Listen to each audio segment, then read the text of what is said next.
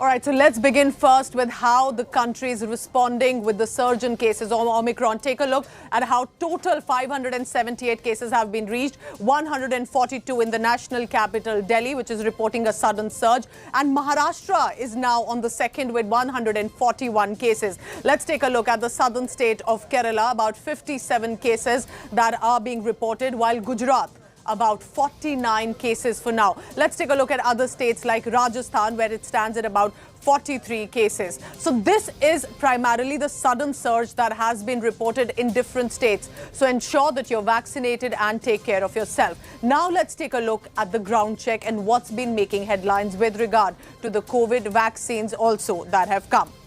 Now, the national capital, Delhi, as you just saw, has overtaken the Maharashtra state, which for now was reporting the highest cases of the Omicron variant. And with this surge, of course, has come fresh restrictions for the national capital.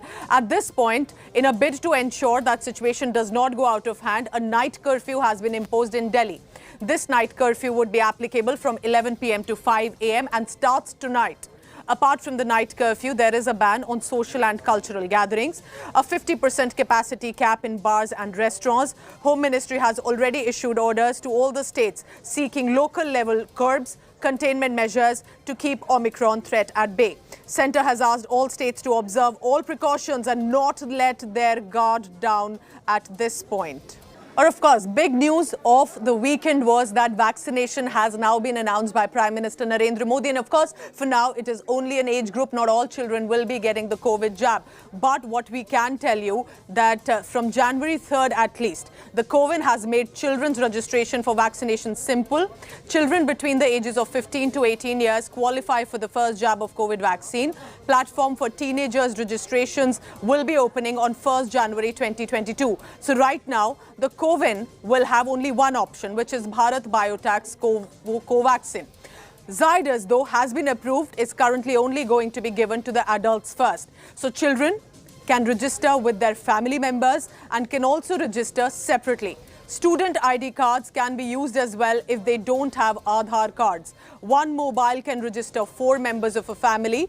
Children can also walk into the nearest approved center for vaccination. Remember, that will eventually be decided by the state governments.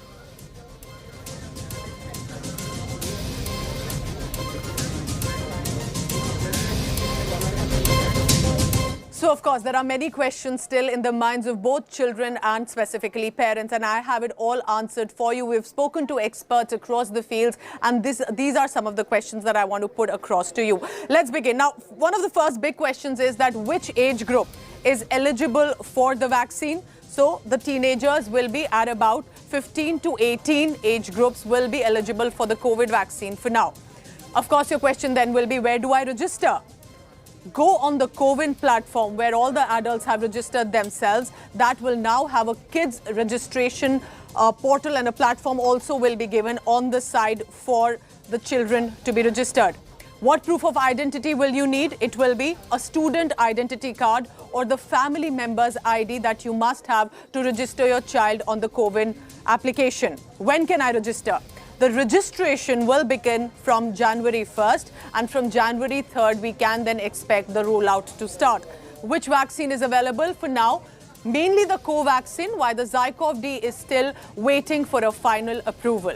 Where can I get vaccinated? It won't be available at all hospitals and centers, but primarily only the state government approved vaccination centers.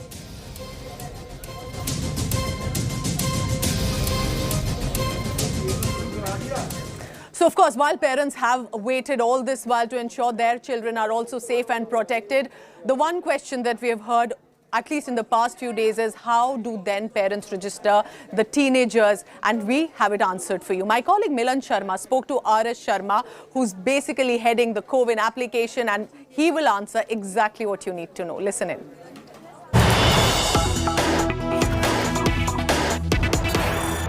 Prime Minister has opened vaccinations for 15 to 18 years of teenagers. So they also have to register in a similar fashion, or can they club their registration with their family members who had earlier registered on Covaxin?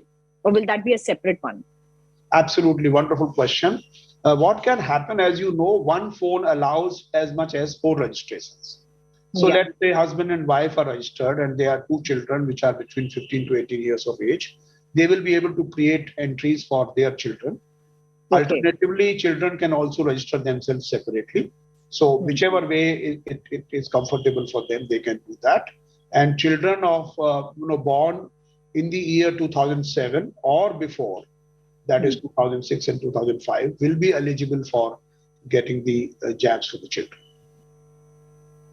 So let's have these questions directly and the concerns of parents. Are they happy? And also what are doctors saying? I'm joined today on the panel by a parent from Mumbai, Apeksha Chopra, and also Dr. Naveen Gupta joining me. He's a pediatrician with the Madhukar Rainbow Hospital. Thank you so much, both of you. Apeksha first, are you finally relieved? Because I know a lot of parents were asking and expecting this announcement to come. So how are you reacting with this announcement at this point? Yes, it's a big relief. It's a welcome announcement because, it's just high time that they announced it already. We were very eager and, we all as adults have been vaccinated. So why shouldn't the kids be, why should we put their lives at risk still? And kids want that normal growing experience. They want the teenage experience. They're eager to get out there. They need more freedom and space, and get down to doing the things they actually want to do and go out in public, go out in crowds. So yes, and also the scare of the disease outweighs the scare of the vaccine. So yeah, we all as parents, as children, as a family, we all are ready and very eager.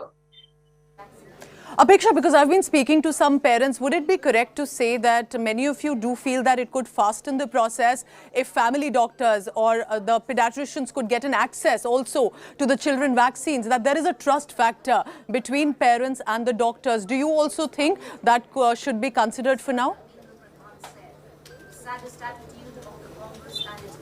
Oh, yes, most definitely. I think the pediatricians should be able to vaccinate the kids in the safety of their clinics. It's better than going to a vaccination center or a booth because parents may have concerns about crowds at the booths or who's going to actually register the vaccine for their kids. Here, the pediatrician's clinic is a safe place, a safe zone. And secondly, it will expedite the process. It will speed up the process. We as parents may, sit on going to vaccination centers, but if it's with our local pediatrician, we may just hurry up and do it. So it will definitely expedite the process. Also, I think schools should make it mandatory. That again will expedite the process, and they should make it mandatory for all because if it's only some, then the risk of the other children being carrying illnesses back to their families also persists. So I think school, definitely the pediatrician should definitely be able to monitor the vaccines, and as well as school should also make it mandatory. Lovely. I hope our politicians and policymakers are at least considering that possibility. Let's take now a question to Dr. Naveen Gupta, because Dr. Gupta, you must have observing what's been happening globally, where some of the countries have already started to vaccinate children. How are you looking at the data? What kind of symptoms are emerging for children who have got the COVID vaccine? Is it different from what the adults may have faced? Do you have any right now, any understanding or research on that?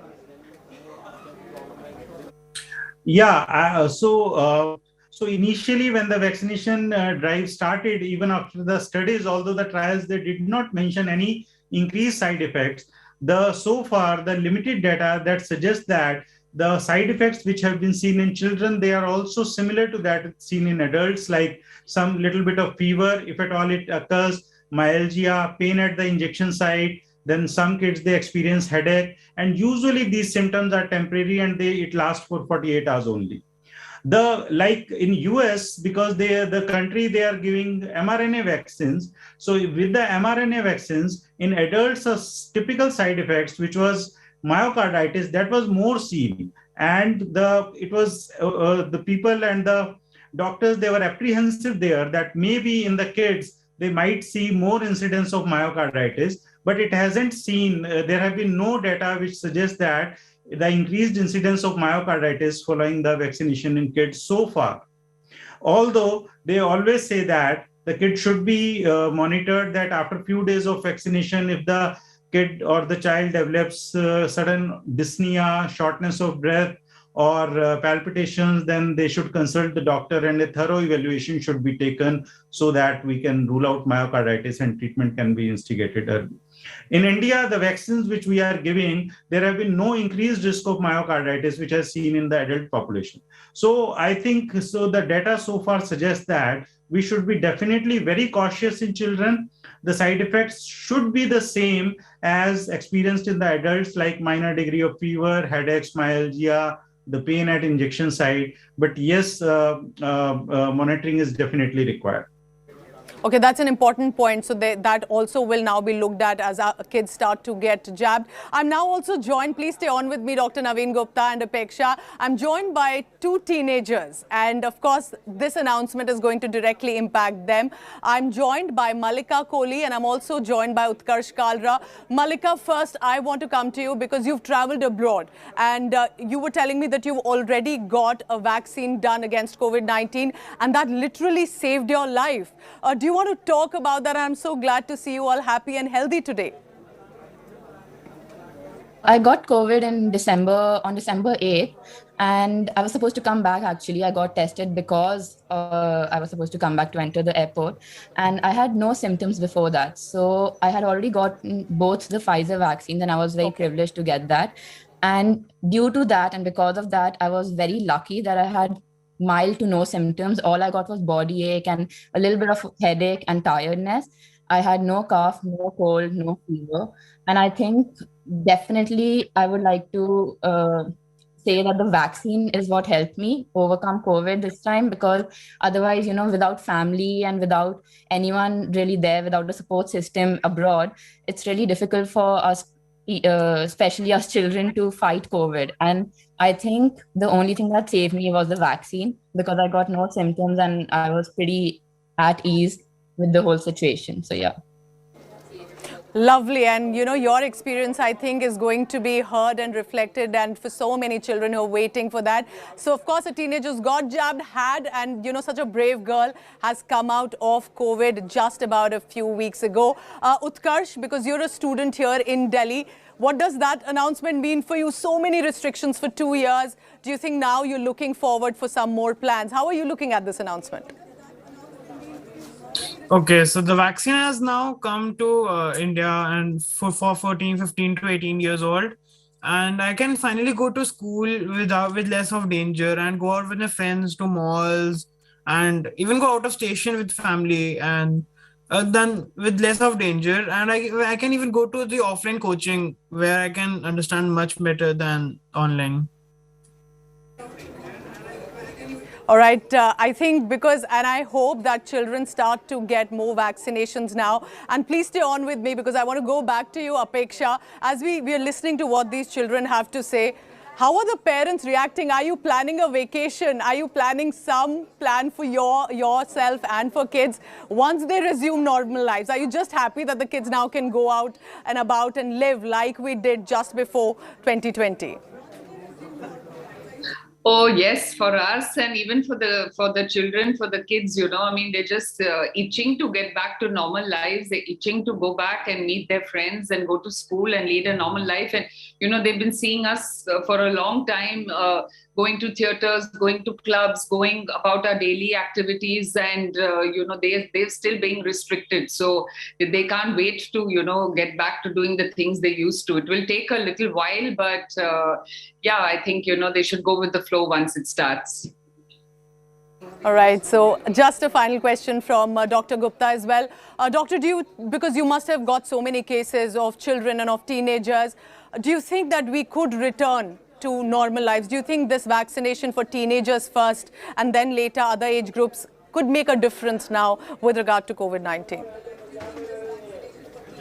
Definitely. I think vaccination kids will be definitely one lacune which we will be filling. So normally we say that if we have to control this virus, the significant amount of population should be vaccinated. Now, when we look at the data, we say that, okay, 70% of the 90% of the adult population has got single shot, 40% of the adult population has got 2 shots, but the kid population is lacking. So once we vaccinate kids against them, that will not only prevent them from acquiring the infection.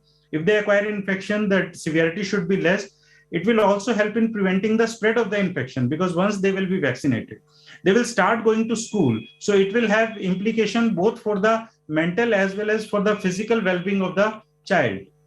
So definitely this will be a very, very important thing. The screen time, like we are seeing that in the kids, like especially in the starting school going classes, when they are spending more and more time on the screen. So the problems related to the increased screen time, cyberbullying, etc., it has been happening lot and lot. So, and we do not know that what are the long-term effects on the psychology of the child, etc. will be this. So vaccinating will help them that with precautions, with all the precautions, they can go to the school, they can engage themselves in the physical activities, they will be able to interact with the teachers, they will be able to interact with the school.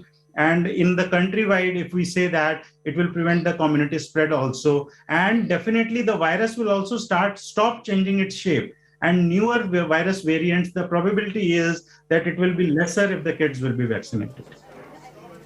So I want to wrap this segment with one of the girls who's fought COVID, and that's you, Malika. Malika, do you think that at this point you've been able to go out perhaps with much more confidence, you're feeling secure and protected, and with the vaccinations that are coming in, that you encourage and you want to ask all your friends around to go get vaccinated when it comes in?